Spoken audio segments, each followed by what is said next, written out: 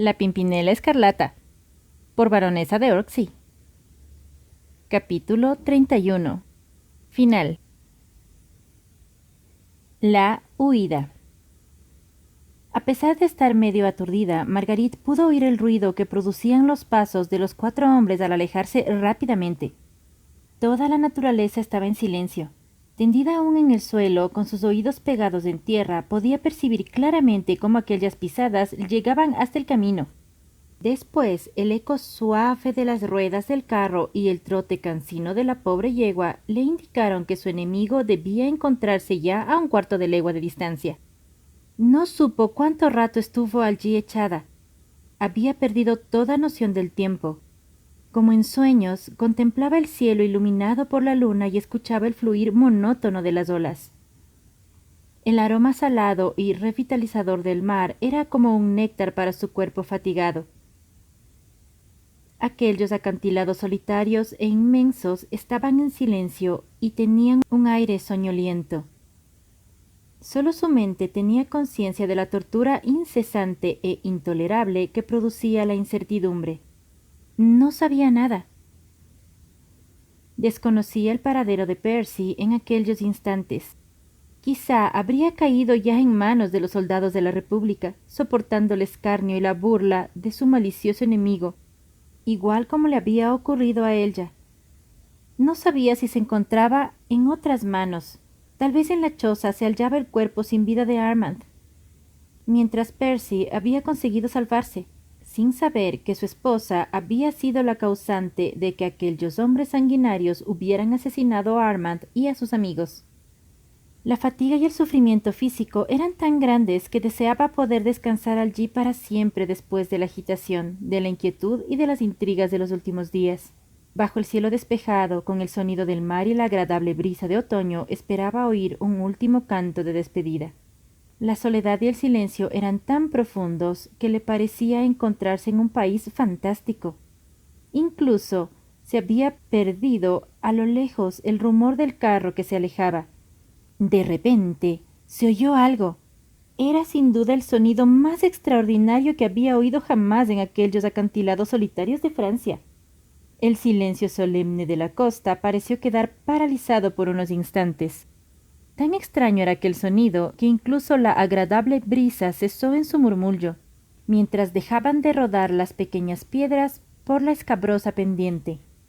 En medio de su cansancio y de su dolor, Marguerite creyó que se acercaba el letargo generoso de la muerte, y que sus sentidos se engañaban con un efecto ilusorio y falaz.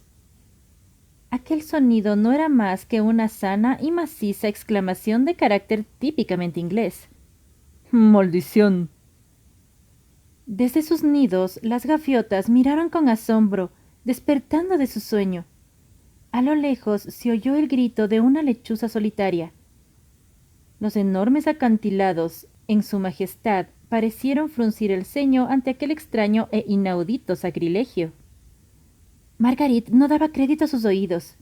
Se incorporó un poco, ayudándose con las manos, y aguzó sus sentidos para ver y oír mejor.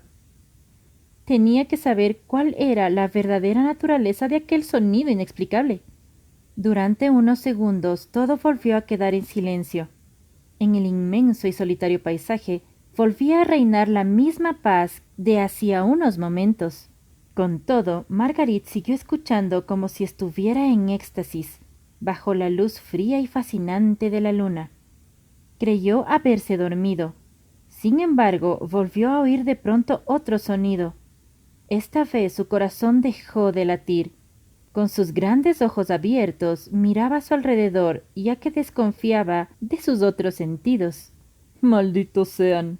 Ya podían haberme golpeado con menos fuerza aquellos condenados. Ahora no se había engañado. Únicamente existían unos labios específicamente ingleses que pudieran pronunciar aquellas palabras en aquel tono soñoliento, cansino y afectado. ¡Maldición! Repitieron con énfasis los mismos labios ingleses. Me han dejado totalmente molido. Inmediatamente Marguerite se puso de pie. ¿Estaba soñando? ¿Serían quizás aquellos enormes acantilados las puertas del paraíso? Tal vez lo que ella creía ser una agradable brisa no era más que el fragor de las alas de los ángeles que venían a recompensar todos sus sufrimientos con placeres celestiales. Lo más probable, no obstante, es que estuviera delirando a causa de la debilidad que dominaba su cuerpo. Escuchó de nuevo y volvió a oír aquel sonido tan peculiar del más sano y honrado lenguaje inglés. No se trataba ciertamente de armonías celestiales ni de ruidos producidos por alas de ángeles. Miró con ansia por todo su alrededor, los inmensos acantilados, la cabaña solitaria, la enorme extensión de aquella costa rocosa. En cualquier parte, arriba o abajo, oculto detrás de un peñasco o al abrigo de una hendidura, debía esconderse a sus ojos impacientes y febriles el dueño de aquella voz que antes la irritaba y que ahora la convertiría en la mujer más feliz de Europa, con tal de poder localizarla. «Percy, Percy». Se puso a gritar desaforadamente en medio de la tortura que le producía la incertidumbre y la esperanza que le empezaba a renacer. «Estoy aquí. Ven conmigo. ¿Dónde estás? Percy, Percy». Está bien que me llames, querida, dijo la misma voz en tono soñoliento y cansado. pero no puedo acercarme a donde estás. Estos condenados mequetrefes me han atado como si fuera un animal, y tengo menos fuerza que una rata. Me es imposible andar. Marguerite todavía no acababa de comprender. Pasaron por lo menos otros 10 segundos antes de darse cuenta de dónde provenía aquella voz tan cansina y agradable, aunque dominada ahora por el cansancio y el sufrimiento. No veía a nadie, a excepción del hombre que estaba junto a la roca. Dios Todopoderoso, el judío. ¿Se había vuelto loca o estaba soñando? El hombre estaba en el suelo, de espaldas a la luz de la luna, intentando inútilmente levantarse con los brazos que tenía fuertemente maniatados. Marguerite corrió hacia él y, tomando su cabeza entre sus manos, miró aquellos ojos azules llenos de bondad y de picardía, que resplandecían en el rostro descompuesto y teatral del judío. «Percy, Percy», balbució débilmente, embargada totalmente por la alegría. «Gracias a Dios». Por favor, querida, respondió él con buen humor. Ya habrá tiempo luego para dar gracias. Ahora procura más bien aflojar estas malditas cuerdas y sacarme de esta posición tan poco elegante. Marguerite no tenía cuchillo y sus dedos estaban débiles y entumecidos. No obstante, empleó sus dientes para desatar las manos de su marido mientras las bañaba con las lágrimas que brotaban de sus ojos. Malditos sean, dijo Percy cuando las cuerdas empezaron a aflojarse un poco tras los esfuerzos frenéticos de su esposa.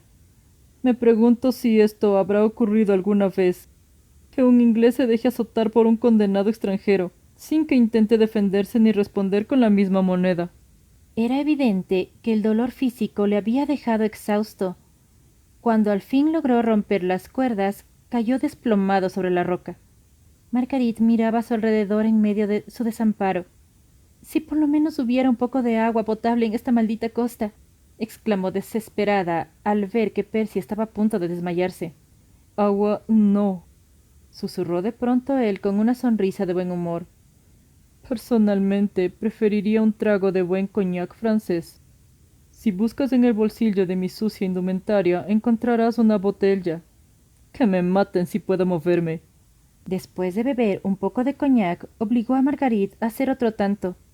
«Esto ya está mejor», dijo con un suspiro de satisfacción. Luego, pasándose la mano por la barba, añadió: «Es curiosa la forma con que su señora ha encontrado vestido a Sir Percy Blakeney. Necesitaré al menos 20 horas para afeitarme. Mi aspecto debe ser bastante desagradable. En cuanto a estos rizos...» Inmediatamente, soltando una carcajada, se quitó la peluca que desfiguraba su rostro. Al mismo tiempo, estiró sus miembros entumecidos después de haber andado encorvado durante tantas horas. Luego se incorporó y fijó su mirada penetrante en los ojos claros y azules de su esposa. «Percy», susurró ella, mientras sus mejillas se ruborizaban un poco. «Si supieras». Lo sé todo», dijo él con inmensa afectuosidad. «¿Podrás perdonarme alguna vez?» «No tengo nada que perdonarte. Tu forma heroica de comportarte ha sido suficiente para borrar el desafortunado incidente del baile. Entonces, ¿ya lo sabías? Murmuró ella. ¿Durante todo este tiempo? Así es, Respondió él amablemente. estuve enterado durante todo este tiempo. Con todo, debí fiar de tu nobleza, Margot. Si te hubiera conocido bien antes, no habrías tenido que sufrir tan cruelmente en estas últimas horas, corriendo tras un marido a quien debes perdonar muchas cosas. Estaban sentados en el suelo, apoyando la espalda en un peñasco mientras Percy recostaba su cabeza en el hombro de su mujer. Marguerite podía llamarse entonces con razón la mujer más feliz de Europa. Lo que ocurre ahora es lo del ciego que guiaba a un cojo, ¿no es verdad? Dijo él con su normal sonrisa de alegría. No sé qué está peor, si mis espaldas o tus pies. Al verlos aparecer por entre las medias rotas, se inclinó para besarlos. Eran una prueba evidente de su tenacidad y entusiasmo. Pero, Armand, dijo de repente él ya con temor y arrepentimiento, ya que en medio de su felicidad se había olvidado de su hermano, aquel por quien había cometido una falta tan grave. No temas por Armand. Dijo Percy afablemente. ¿No te aseguré que no le ocurriría nada? Tanto él como el conde de Tourney y los demás deben encontrarse en estos momentos a bordo del Daydream. ¿Cómo? Balbuceó ella. No comprendo. Pues es muy sencillo, querida, Dijo él con aquella sonrisa hueca e irónica que le era casi connatural. Verás, cuando supe que este bruto de Chauvelin se me había pegado a los talones igual que una sanguijuela, pensé que la mejor solución era llevarlo conmigo, dado que no podría sacármelo de encima. Fuera como fuese, tenía que llegar a Armand y los demás. Sin embargo, había patrullas por todos los caminos buscando a tu humilde servidor. Al escapar de Chauvelin en el Gato Pardo, pensé que vendría a esperarme aquí, empleando cualquier medio. Yo quería ver con mis propios ojos lo que hacía. Entonces se me ocurrió una idea, porque una inteligencia inglesa siempre es igual, por lo menos, que una inteligencia francesa. El truco había sido, sin duda, uno de los mejores, y Marguerite se maravillaba de cómo había logrado liberar a los fugitivos ante las mismas narices de Chauvelin. Disfrazado de viejo judío, Explicó alegremente. sabía que no iban a reconocerme. Había hablado con Rubén Goldstein en Calais. Por unas cuantas monedas de oro me entregó este vestido, prometiéndome que se escondería para que nadie le viese. Al mismo tiempo me dejó su carro y su yegua. Pero si Chauvelin llega a reconocerte, balbuceó ella con gran excitación. El disfraz es bueno, pero él es muy perspicaz. En este caso se habría terminado el juego. Respondió Percy tranquilamente. A pesar de todo, tenía que correr este riesgo. Tras esto, con cierto tono melancólico en su voz agradable y joven, añadió: Se trataba, sin embargo, de conocer bien la naturaleza humana. Sé cómo son esos franceses. Desprecian tanto a un judío que se ponen a la mayor distancia posible. Pensé que de esta forma me tratarían como un objeto despreciable. ¿Y qué ocurrió entonces? Preguntó Marguerite con ansiedad. Me dispuse a poner en práctica mi plan. Al principio decidí lanzarme a la aventura, pero cuando oí las órdenes que Chauvelin daba a sus soldados, pensé que la suerte no me iba a ser tan desfavorable. Contaba con la obediencia ciega de sus hombres. Chauvelin les había dicho que bajo pena de muerte no debían moverse hasta que vieran aparecer al inglés alto. Desgas me había dejado echado junto a la cabaña. Los soldados ni siquiera se fijaron en el judío que había traído hasta allí el ciudadano Chauvelin. Conseguí librarme de las cuerdas con que me habían atado las manos y escribí unas cuantas instrucciones con un lápiz y un trozo de papel que siempre llevo encima. Luego, logré arrastrarme hasta la choza ante las mismas narices de los soldados que, tal como se lo había ordenado Chauvelin, estaban inmóviles en sus escondrijos. Por una rendija de la pared pasé el mensaje y aguardé. En aquella nota decía a los fugitivos que salieran sin hacer ruido, bajaran por el acantilado, torcieran a la izquierda hasta llegar a la primera bahía y dieran la señal convenida para que los recogiese el bote del Daydream, que esperaba a poca distancia de allí. Los hombres de Chauvelin vieron cómo salían de la choza, pero cumplieron sus órdenes y no se movieron. Aguardé otra media hora y cuando supuse que ya estarían a salvo, entoné aquel canto que produjo tanto alboroto. Esa era toda la historia. Resultaba tan sencilla que Marguerite no podía hacer otra cosa que maravillarse de la audacia y del ingenio extraordinarios que habían permitido concebir y realizar un plan tan arriesgado. Pero aquellos brutos te azotaron, balbució con horror, recordando aquella afrenta tan horrible. Bien, esto no podía evitarse, dijo él jovialmente. Mientras mi esposa se encontraba en una situación tan crítica, yo tenía que permanecer a su lado. Tras esto, añadió alegremente: Con todo, te aseguro que Chauvelin no perderá nada con esperar. Pobre de él si vuelve a Inglaterra.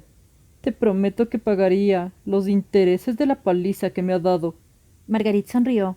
Estaba bien al lado de su marido, escuchando su voz agradable y contemplando la mirada divertida de sus ojos azules. Entretanto, Percy movía sus brazos en posición de pelea, haciendo ver que atrapaba a su enemigo y que se regocijaba con el castigo que le iba a dar. De pronto, sin embargo, Marguerite se estremeció.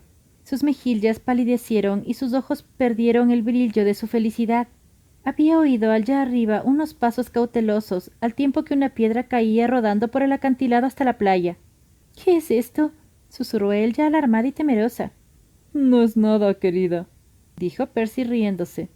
Te habías olvidado solamente de un detalle, mi amigo Fawkes. —Sir Andrew —exclamó Marguerite.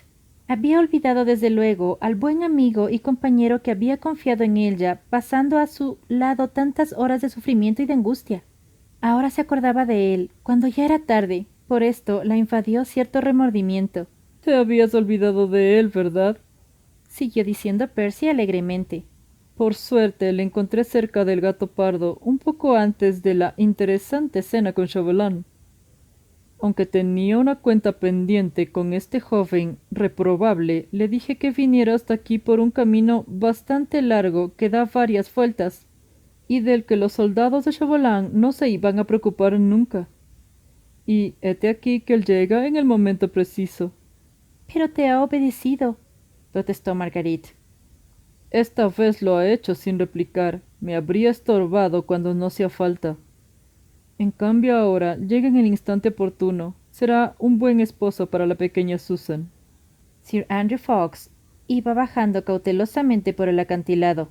Se paró un par de veces con el fin de escuchar si se oía algo que denunciara la presencia de Blakeney. Finalmente se atrevió a decir con mucha cautela: —Blakeney, ¿dónde está usted? Un momento después aparecía por detrás de la roca sobre la que se apoyaba Percy y Marguerite. Al ver aquella extraña figura vestida con clásica indumentaria judía, se detuvo completamente desconcertado. Blakeney, sin embargo, se puso inmediatamente de pie. —Estoy aquí, amigo —dijo con una de sus sonrisas cómicas y vacías. —Aún estoy vivo, aunque parezco un espantapájaros con esta condenada ropa. —Por todos los diablos —exclamó Sir Andrew con asombro al reconocer a su jefe—. Este es un disfraz de lo más... No obstante, al ver a Marguerite, el joven no se atrevió a pronunciar la palabra con que iba a expresar su sorpresa ante la vista de Sir Percy, ataviado con aquel modo tan poco elegante. —Así es —dijo Blakeney tranquilamente—. De todos los disfraces, este es el más... Bueno, amigo, aún no había tenido la ocasión de preguntarle qué está usted haciendo en Francia, siendo así que le mandé a quedarse en Londres. ¿Se trata de una insubordinación? ¿No es así? Espere a que tenga las espaldas menos doloridas y ya verá el castigo que le aguarda. —¿Qué se le va a hacer? Tendré que soportarlo —dijo Sir Andrew con una sonrisa de alegría—, ya que todavía le encuentro con vida. De todos modos, ¿habría preferido que dejara viajar sola a Lady Blakeney? Vaya, vaya, ¿a dónde va usted con ese vestido tan original? Sin duda tiene clase, ¿verdad? Dijo Sir Percy con una sonrisa de jovialidad. Sin embargo, no podemos perder tiempo. Tras esto, cambiando su tono alegre por otro más grave y autoritario, añadió: Ahora que ya está aquí Fawkes, hemos de marchar. Este bruto de Chauvelin es capaz de enviar a alguien aquí para vigilarnos. Marguerite estaba tan contenta que se habría quedado allí para siempre, oyendo su voz y haciendo 1000 preguntas. No obstante, la simple mención de Chauvelin la alarmó de repente, temiendo por la vida de aquel que había conseguido salvarse. «Pero, ¿cómo podremos volver?», balbuceó Marguerite. «Todos los caminos están vigilados por los soldados, desde aquí hasta Calais». «No vamos a ir a Calais, querida», dijo Percy, «sino al otro lado de Cap Gris-Nez, a menos de media legua de aquí. En aquel lugar nos espera el bote del Daydream». «¿El bote del Daydream?». «Así es», dijo él con una alegre sonrisa. «Ha sido otro de mis pequeños trucos. Debí decirte antes que, cuando introduje mi mensaje en la cabaña, añadí otro que Armand tenía que dejar aparentemente olvidado, y cuyo hallazgo ha sido el motivo de que Chauvelin y sus hombres se marcharan enseguida hacia el Gato Pardo, corriendo en mi persecución. Sin embargo, la primera nota era la que contenía mis auténticas instrucciones, incluyendo también algunas para el viejo Briggs. Le ordenaba que se hiciese mar adentro y que luego se dirigiera hacia el oeste. Cuando el yate ya no se pueda divisar desde Calais, enviará el bote a la bahía, que los dos conocemos más allá de Gris-Nez. Sus hombres nos estarán esperando, y ya hemos convenido una señal. De este modo, cuando todos nos encontremos tranquilamente a bordo, Chauvelin y sus soldados vigilarán atentamente la bahía que está frente a la posada de El Gato Pardo. ¿Dices que hemos de ir hasta el otro lado de Gris-Nez? Pero yo no puedo andar, Percy. Se lamentó Marguerite, desanimada, al intentar levantarse sobre sus pies fatigados y comprobar que le era imposible dar un solo paso. «Te llevaré yo, querida», dijo simplemente. «Es el caso del ciego que ayuda al cojo, como te he dicho». Sir Andrew se ofreció para transportar aquella agradable carga, pero Percy se negó a confiarla a otros brazos. «Cuando estemos a salvo todos a bordo del Daydream», dijo a su joven compañero, «y vea que los ojos de Susan no me miran con reproche a mi llegada a Inglaterra, entonces podré descansar tranquilo». Tras esto, a pesar del cansancio y del dolor, levantó el cuerpo agotado de Marguerite con sus vigorosos brazos, igual como si se tratara de una pluma. Luego, mientras Sir Andrew se apartaba discretamente, los dos esposos se dijeron muchas cosas al oído. Hablaban en un tono tan bajo, sin embargo, que ni la brisa de otoño pudo captarlas. Percy se había olvidado ya de toda su fatiga. Sus espaldas debían estar doloridas, ya que los soldados le habían azotado con fuerza. Sin embargo, sus músculos parecían de acero, como si tuvieran una energía sobrehumana. El camino por entre las rocas del acantilado fue pesado, aunque su ánimo no decayó ni un solo instante, como tampoco sus músculos cedieron a la fatiga. Con paso firme seguía adelante, levantando aquella carga tan agradable. Sin duda, al estar descansada y feliz, Marguerite le susurró ciertas cosas al oído que le hicieron más llevadera la marcha y actuaron como un bálsamo sobre sus miembros entumecidos. Unas veces dormía tranquila, otras veces se despertaba y se ponía a contemplar a la luz del amanecer aquel rostro que amaba, con sus lacios ojos azules y su agradable sonrisa de buen humor. Por el este la aurora empezaba a surgir con sus distintos matices, cuando al fin llegaron a la pequeña bahía al otro lado de Cap Gris-Nez. El bote estaba esperándoles. A una señal de Percy, la embarcación se aproximó y dos forzudos marineros ingleses tuvieron el honor de transportar a la dama hasta la barca. Media hora más tarde se hallaban a bordo del Daydream.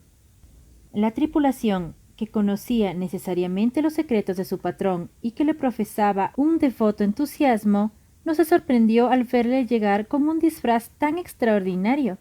Armand St. Just y los demás fugitivos estaban aguardando con ansiedad la llegada de su valiente salvador. Con todo, Percy no quiso oír las expresiones de gratitud y se dirigió rápidamente a su camarote, dejando a Marguerite totalmente feliz en brazos de su hermano. En el Daydream todo estaba arreglado con el lujo magnífico que agradaba tanto a Sir Percy Blakeney.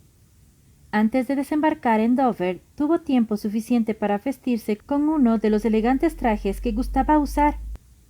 A bordo de su yate tenía siempre ropa de recambio.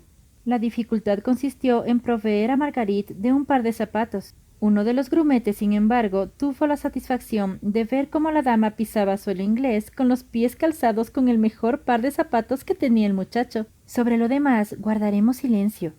Es mejor dejar en paz a los que tanto sufrieron, encontrando al fin una inmensa y perdurable felicidad. Recordaremos únicamente que la boda de Sir Andrew Ffoulkes con la señorita Susan de Tourney de Basserif constituyó una brillante fiesta. A él ya asistió Su Alteza Real el Príncipe de Gales, así como lo mejor de la sociedad más elegante. Indudablemente, la mujer más hermosa fue Lady Blakeney, mientras que durante varios días la juventud dorada de Londres hizo múltiples comentarios sobre el traje de Sir Percy. Es igualmente un hecho que Monsieur Chauvelin, agente acreditado del gobierno republicano de Francia, no estuvo presente en ninguna de las fiestas celebradas en Londres por la alta sociedad, después de aquella noche memorable en el baile de Lord Grenville. Espero que les haya gustado esta hermosa historia. Hemos llegado al final. No olviden presionar un pulgar hacia arriba y suscribirse pronto. Hasta el próximo libro. Será El Cisne Negro.